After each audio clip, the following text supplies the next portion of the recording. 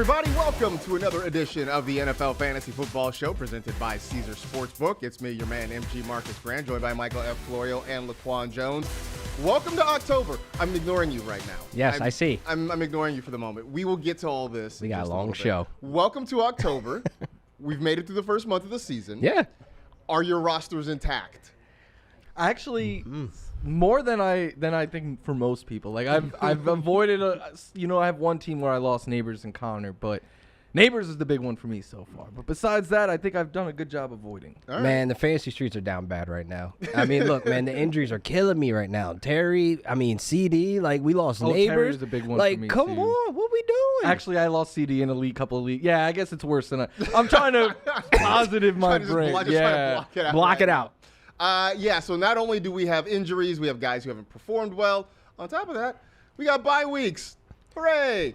Plenty of stuff to talk about on the show today. We will dive into the Week 5 slate of games. We're going heavy on some wide receivers in tough matchups and bye week replacements. We got sleepers and a whole lot more. But get started as we normally do on this show with some fantasy headlines. And a big one that we got on Monday night, Tyreek Hill now out for the remainder of the season with torn ligaments in his dislocated knee. He was immediately taken to the hospital on Monday night, had surgery the next day. So, Florio, when you look at this offense now, I mean, we were sort of about the Dolphins offense to begin with. What now? I mean, who gets the opportunities? Where does this get spread out? First, Tyreek exited the field in the most Tyreek way possible, cheering and So, I mean, shout out to him for that. We were talking about it while we were walking up from one studio into this one. Like, what do we do with Jalen Waddle? I can't say to start him. I can't say to sit him with much confidence. Like, I think he is a very option-dependent player right now, but I will fully admit I'm very excited about Darren Waller. I know he played very limited routes and snaps this week. He is the go-to guy in the red zone for this team. I don't question that at all. Jalen Waddle has never really been that guy, and now without Tyreek Hill, plus he was not only lining up at tight end, he was playing as a wide receiver in some snaps. And without Tyreek Hill, there's going to be a lot of targets up for grabs. And again, I know he didn't play a lot. It was his first game in 2 years. I expect his snaps and routes to just slowly climb up each week. So I put in a lot of claims for Darren Waller this week. Yeah, I want to get excited. I can't. But here's the thing. If you're going to do it now, right? You have to. You got to do it now. Oh, man, they got the beam on me. You've got to decide if you are in or out on Darren Waller right now. And so I think because of that, I'm probably going to miss out on him. So I could come back in 3 weeks and be like, yeah, that was stupid. So we'll see. But Or I could. Or yeah, it could go either way. It could go either way. In reality, it's probably going to be like, it's fun. In Baltimore, Lamar Jackson is expected to miss Week 5. He could miss the next 2 to 3 weeks as he deals with a hamstring injury. Not great, Florio. How many Ravens would you consider starting this week without Lamar? Derrick Henry is an obvious one. And on Fantasy Live today, Patrick Claybon was saying that he wants Cooper Rush's flair to be just on handoffs, because he doesn't want to see him throwing the ball at all. I do think you still play Zay Flowers just because of what the upside is. Understand that the floor is lower with Cooper Rush than it is with Lamar Jackson, but I still find it difficult unless you're in just like a 2 wide receiver league. I find it difficult that you have that many options better than Zay Flowers. Mark Andrews is very option based. I'm side eyeing him. He's coming off 2 big games, but it depends on who your other tight end is there, and that's it. The Ravens defense, maybe if you want to try to go after CJ Stroud and that weak O-line, but even that, they're so banged up right now that I think I'm worried about Zay Flowers, to be honest, man. I'm worried about them yards. I'm worried about him being as impactful as he's been because we never seen him without Lamar. We haven't seen Zay without Lamar. So I'm really worried about how this is going to look because, Cooper Rush ain't airing it out like how Lamar is. Lamar leading the league right now in yards per attempt. So I'm looking at Cooper Rush's career. It's at 6.3. So, no, I'm very worried about Zay. Catch and run guy, though. So. I mean, catch and run where? How valuable these targets going to be coming from Cooper Rush? I think we're going to see 8-9 men in the box. So 101 for Flowers, I'll take that shot. Cooper Rush going to send it to the parking lot. Mark Andrews or Darren Waller? Darren Waller. Ooh, all right, there we go. Wow. That's all I want to know. Yeah. Right. As I mentioned, the bye weeks start this week. 4 teams have the week off. The Falcons, the Bears, the Packers, and the Steelers all off in Week 5. So set your lineups accordingly. Two teams that are not off, they're playing on Thursday Night Football. It is the San Francisco 49ers coming down to Los Angeles to take on the Rams. It is time now for Seize the Season, presented by Caesars Sportsbook. Put Molnir down. We'll get to that in a second. Here are the first touchdown odds for the Thursday night game. Kyren Williams with the top odds there. Let's go. Which I don't know how. I'm going to ask you about that in a second, too. Christian McCaffrey follows him with Puka Nacua, Devontae Adams, and then Ricky Pearsall, who is questionable, rounding out the top 5 there. So, as we get to that game, which you can see on Thursday at 8:15 p.m. Eastern on Prime Video, you see Laquan here wearing his Letterman jacket like he's going to the football prom or something like that. Oh, wow. All right. Football prom. Okay. Brock Purdy, That's Ricky Pearsall expected to be questionable in this one. They may play, but they are going to be less than 100%. When you look at this, Florio, besides Christian McCaffrey, who we know is a must-start at this point, how many Niners do you feel comfortable starting on a Thursday night at less than 100%?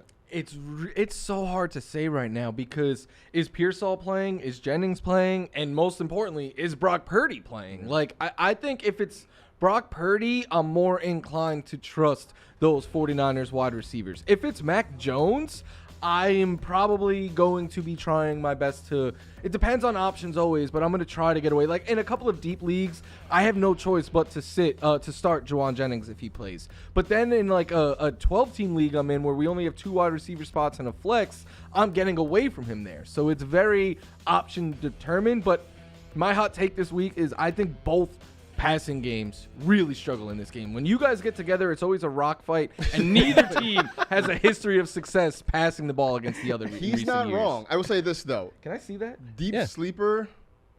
Oh, whoa. All right. You're not worthy, my friend. Give that back. There we go. He hates it.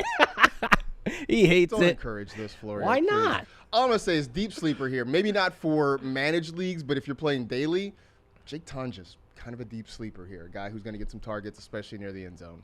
Best tight end in this game. That's a good recommendation there, Marcus, because you know we can't defend the tight end. So that's the only life I'm going to give over there, though. You already know the vibes. So I'm going to ask you, though, because Kyren Williams is mostly doing his thing, and I know it sort of eats at your soul that he is doing his thing. No, it doesn't. How excited are you to start him in this one? I'm actually happy to start him because I do think there's going to be a lot of scoring opportunities for him on the table. And I want to say this. I know folks are worried about Blake Corum, right? I know the opportunities are there. He's on his heels like the AJ Styles and Undertaker meme. If you know, you know. But I do think what remains the same is that Kyren is still the RB1. He's getting all the valuable touches. He's still getting the scoring opportunities when in striking distance, which is the red zone. And he is still getting peppered with targets on third down as well. So I think at the end of the day, this may be a very heavy rushing attack against these 49ers. So I do think at the end of the day, I almost said it correctly, but I caught myself. I had to stop myself. Hold up. Are we doing what we were talking about doing? So what we're going to do, the loser of the person whose team loses this game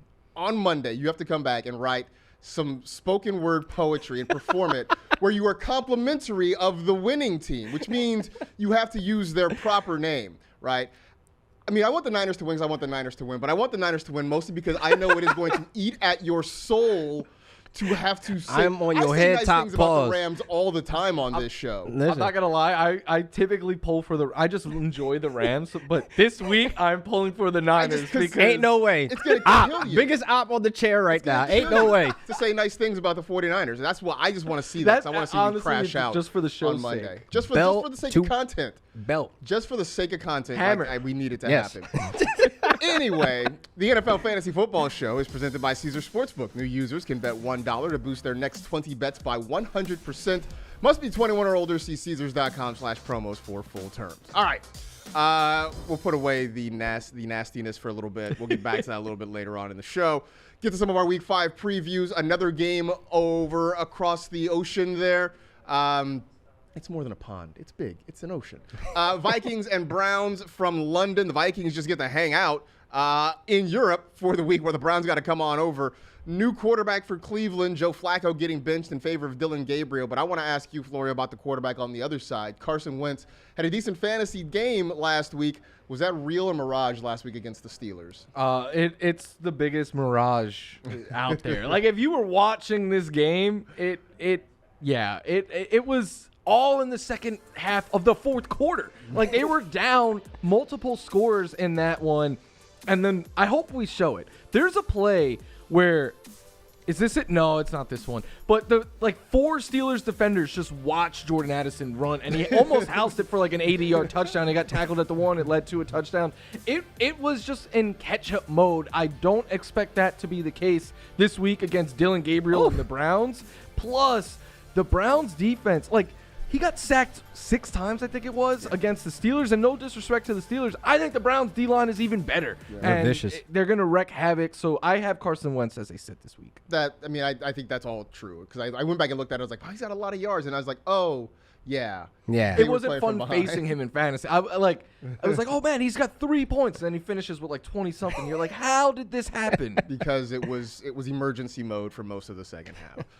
Broncos and Eagles. It's not a great schedule on paper this week. Broncos and Eagles looks like it's going to be one of the best games of the week. Laquan, we got A.J. Brown out here posting quotes. Yeah. The enemy speaks softly and carries a knife, all that kind of stuff. Can you start A.J. Brown this week against Denver? Listen, let me ask the Fantasy Street something. Can you sit A.J. Brown? That is the situation. Can you sit him? But I do feel like, I think we saw last week what PS2 did to Jamar Chase. Get your expectations in order, because this boy's been getting locked these last couple of weeks, and the Eagles seem to be having him off script. He's just not the function of this offense. So I would say this, with all these injuries, CeeDee Lamb, Terry McLaurin, we lost Leak, I do feel like at the end of the day, you just have to have the rest of your roster spots at strong points, where A.J. Brown, your expectations are going to come down lower. Those floors are going to be scary. I said it for Jamar Chase last week, and you saw how scary that was. The cockroaches was everywhere on the floor where he was at. I will say, in A.J. Brown's defense, I'd rather have Jalen Hurts than Jake Browning. I'm PS2. still the A.J. Brown guy. I'm saying, buy low. I have him as a start this week. I get it. It was bad last week. He had 9 targets and 75% of their air yards. Yeah. Volume is going his way. I'm going to buy the talent that is A.J. Brown and Jalen Hurts to fix this and get right. I mean, look, you can look at this so many different ways, because he did have a ton of targets, but also, half of them were uncatchable. I mean, yeah, he was out there calling for fair catches. It's poor quality right now. But, again, I'm just buying on the talent that Jalen Hurts is better than that. A.J. Brown is better than that. And we have seen them connect time and time again for huge days and huge seasons. Patrick Surtain made Jamar Chase crash out on Zach Taylor. Yeah, what do you think about the post that A.J. Brown's going to put up? Watch that Bengals offense. They had 4 O-linemen blocking one guy, and they left the edge. My hot everything take about that was is terrible. Joe Burrow would be struggling right now behind this O-line. They're killing Chase Brown. They're killing the passing attack. The O-line is awful. This team was constructed very poorly. And I'm not – look, Surtain is awesome. I'm not going to say he's not. But awesome. I think A.J. Brown could win, too.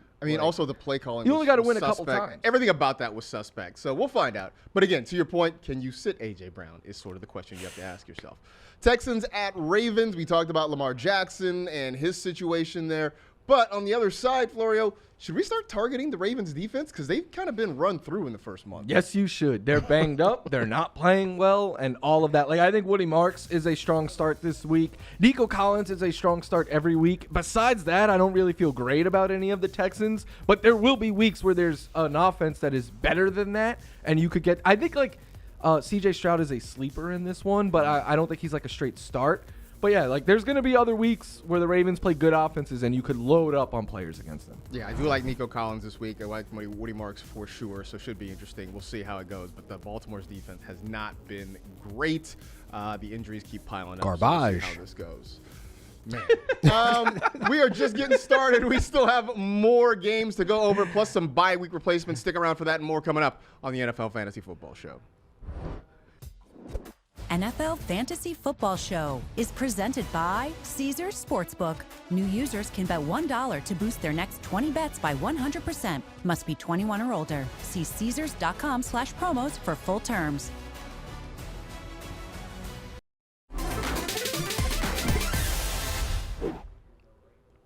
As we mentioned, 4 teams on a bye this week, so you're probably looking for guys to plug into some empty spots in your lineup. We got bye week replacements, quarterback, running back, and wide receiver / tight end. LQ, who are your 3 in those categories? Well, at quarterback, I got Daniel Jones. We need to stop questioning him, man. I am rolling with Indiana Jones, and guess what? You can't find another fantasy analyst in the fantasy streets that was talking like me, talking about Daniel Jones is top 12. So stop playing with the boy. But R.J. Harvey at running back, he is a great bye week filler. We saw Sean Payton lean into R.J. Harvey and his opportunities. In the first half, he actually had more opportunities than J.K. Dobbins. I know the second half was a different story, but they wanted J.K. to crack that 100 yards. Now, at wide receiver, Marcus, this might sound crazy. Is there a hole in the satchel?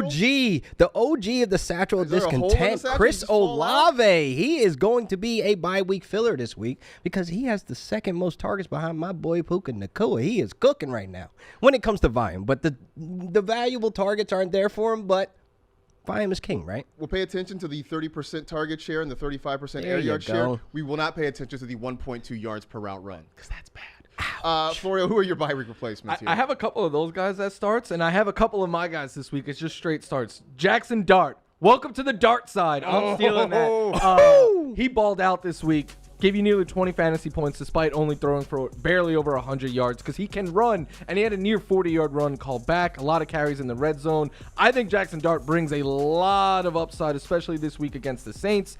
Emery DeMercado, I swear I had this in before the Benson news, but now I think he just becomes someone that you can start. The Titans are bad, and the Cardinals are going to have a lead and be able to run plenty against them. The Titans have struggled against the run. And then Darren Waller, the big fella. I said I believe in him. You see this. He's getting used, and the go-to end zone guy, red zone guy, playing out wide, playing as a tight end. And I just think he's going to get more and more acclimated. Remember what Jonnu Smith did in Miami last year? Oh, yeah. I don't think it'll be quite the same way, but I do think we're going to see a lot of targets go Darren Waller's way. All right, so we're all in on Darren Waller here. For me, my 3 bye week replacements. One, we start up in Seattle with Sam Darnold going against the Tampa Bay Buccaneers in a game that could be back and forth in this one because we know the Bucs can score, even if the Seahawks defense has been playing well this year. Sam Darnold's starting to get a little bit more comfortable there. They're starting to let him throw the ball a little bit more. Obviously, we know JSN is making big plays there, but also using guys out of the backfield to catch the football. So Sam Darnold has low-end QB1 sleeper vibes for me this week. We've talked about Woody Marks in that Houston Texans backfield, absolutely closing the gap on Nick Chubb for RB1 opportunities there. Looks a lot more dynamic. Look, we like Nick Chubb, but Woody Marks has more juice and is much more of a pass catcher out of the backfield. So if nothing else, he can get you some of those PPR points just by getting targeted by CJ Stroud in this one. And then going a little bit deeper here, I know the Chiefs are getting people back, right? Xavier Worthy's back. Rasheed Rice is coming back. Tyquan Thornton has been the guy for Patrick Mahomes in the first month of the season. We have seen deep shots down the field. We have seen him get those end zone targets. And so a guy who was a cast-off from one of the worst wide receiver rooms in the league in New England has found life in Kansas City. And especially if you're playing DFS, Tyquan Thornton seems like a nice way to plug in. But even if you're just really shorthanded with injuries and buys, maybe give Tyquan Thornton a run at the flex spot. So there you go. Our bye week replacements here in week 5. Continuing our previews, we got the Cowboys at the Jets. George Pickens balled out last week, LQ. Is he a wide receiver 1 this week? Yes, I am not going to doubt that connection him and Dak have made. I mean, honestly, you saw them last week against the Packers and the Jets.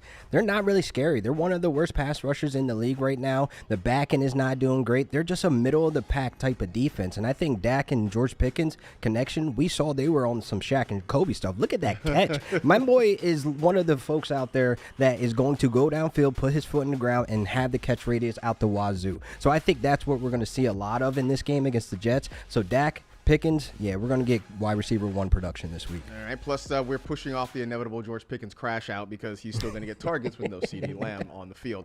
Bucks at the Seahawks. I talked about Sam Darnold. I talked about Jackson Smith and Jigba. A name we have not talked about is Cooper Kupp. I'm asking you this question because I don't want to ask him this question. Is Cooper Kupp rosterable at this point? I don't think so. Yeah, that's why I was going to ask you the question. I think all of us were fading him coming into the year. So I actually have no rosters with Cooper Kupp on it. And if I did coming into the year, I would now have no rosters with Cooper Kupp on it because 3 targets, then 9, then 3, then 5. one game with more than 31 yards this season, no touchdowns. JSN is getting all the volume. And then last week we saw like Elijah Arroyo, sneaky tight end there, starting to get more in use. So, yeah, I think Cooper Kupp is a better real-life piece for the Seahawks than he is for fantasy. I mean, obviously, he gives you a lot in terms of, he helps with blocking. He helps kind of like mentor the rest of the room, not giving you much in the way of production. Shouldn't have went to the ops. I don't think it had to do with where he went. I think it's just it is where he went. His time is sort of Yep. up. I think. Hey, they're tied for first place with you guys. Hey, relax. All right now. All right Man, now, he's chill not out. wrong. Commanders at Chargers. This is another question that I hesitate to ask you because I see you stretching the hamstrings, getting ready for that victory lap here. Would you start Ladd McConkey against the Commanders? Oh, me personally? Yes, you. Me personally? Yes, you. No, I would not. Okay, it's real bad over there, and I think your expectations are still, this is going to be the breakout game for Ladd. And I'm going to tell you now, I'm victory lapping this because I said if the Chargers offense stabilizes and they bring in bigger threats for the target share, therefore, situational targets last year does not matter. You're competing with a non-confident QJ. You're dealing with Will Dissly last year. Now you're dealing with Keenan Allen, who is the real alpha of that room, and he is showing that week in and week out. Oh, what? The numbers support that. I think QJ is the alpha. Well, in that QJ room. is. Target and air yards leader is Quentin Johnston. Quentin Johnson is the hot new thing on the scene, but let's not get it messed up. Keenan Allen ain't washed. That's one thing for certain. That's why Ladd ain't. But he's not the alpha. He is the alpha. I will say this: the Commanders are bad against slot receivers. The breakout I think it's a time to game. buy low on Ladd personally. Not saying he's going to return second round value, but you don't care where he went if you trade for him. If you trade for him, you don't care. You and just need him to give defenses you have stuff. to adjust now. They cannot leave QJ one-on-one on the outside just streaking down fields. Yeah, so it's a tough call. I like the matchup. I'm going to leave it at that. I like the matchup for Ladd this week against the Commanders. Injuries and buys, it's probably hard to get away. That part, too. Bruh. Yeah. All right. Time now for Earn Your Sunday, presented by Lowe's. This is where we give you our sleepers for the week. And Laquan, you're all in on the Saints this week, huh? Yeah, I'm Mr. RB3. I mean, now he has risen to RB2. He is making damage right now. You should probably figure out who the RB3 now is in New Orleans after that. But Kendre Miller is my Snorlax this week, and I think folks are picking him up off the waiver wire. Reason why I feel confident is because each week his opportunities, his touches, his snaps have increased, and he has been very more efficient than Alvin Kamara on the ground. So I think once they start peppering him some targets, AK might be in trouble. But Kendre Miller has looked good in between the tackles and even keeping his balance off the contact. So I think the ceiling is going to be risen if he ends up being the RB1, because I do feel like AK is now on the decline as a threat on the ground, and even his target share at 10% on the team, that kind of looks a little crazy for Alvin Kamara right now at this point of the season. That's part I don't understand. Did somebody not tell Spencer Rattler that it's okay to throw to the running back? Nah, he want to air it. Jawan Johnson, that's his man. By the way, Velus Jones is the RB3 now. Oh, Velus Jones. Isn't that the ex-wide receiver for the Bears? Yeah, the guy who's almost 30 years Nah, old, he doesn't count as an RB3 in my book. I'm just I'm telling you, sorry. that's what it is. Nah. Florio, who's your sleeper this week? It's kind of ties both of this together. He's a former RB3. He's a former wide receiver. Xavier Scott of the Minnesota Vikings, who I know most of you did not know was a thing until last week, but he's playing the Aaron Jones passing down role there. They split routes, him and Jordan Mason, but he had 8 targets last week. That was tied for the second most on the team. He had the second most catches, turned it into 43 yards and a touchdown. And the thing is, the Browns defense is so hard to run against. They have shut down every physical runner that, outside of Jahmyr Gibbs, they've shut down every running back they have faced this season. And if Jordan Mason is struggling on the ground, I think they'll start to throw it as an extension of the run game, and that means Xavier Scott. This is a good call, honestly. Yeah. I like yours. I think they're all good. I'm scared for Jordan Mason. Watching that game last week was there's a lot of Xavier Scott happening in this one, so we'll see how that goes again this week. For me, I'm going Keon Coleman because he had the big week 1, and we thought, this is it. And then weeks 2 and 3, we're kind of like, I think this is a good week for him, though, going against the New England Patriots, who give up a lot of big plays through the passing game. Now, look, I get it. Josh Allen is spreading the ball out. Everybody's kind of getting a taste in that passing game. But when they are looking to go downfield, generally speaking, they are looking in Coleman's direction. Not too many teams give up the number of explosive pass plays through the air that the Patriots do. So when Josh Allen is looking to push the ball downfield, I think he's going to look in Coleman's direction. So I think this could look a little bit closer to what we saw from him in week 1. It's going to be up and down for him all year just because that's the nature of the Bills' offense. But this does feel like one of the matchups where Keon Coleman can get you what you need. I know Florio hype. That's everything Florio wants to hear. I just want them to give him more opportunities. Yeah. He looks like he's improved for sure from last year. So anyway, that is it. We are done. We appreciate you hanging out with the NFL Fantasy Football Show presented by Caesar Sportsbook. You know the drill. Tell 2 friends to tell 2 friends. Rate, review, and remember, if you can't laugh at yourself, call someone who will laugh at you. Be safe. Take care of yourselves. Beware of any plastic hammers. And we will see you again soon.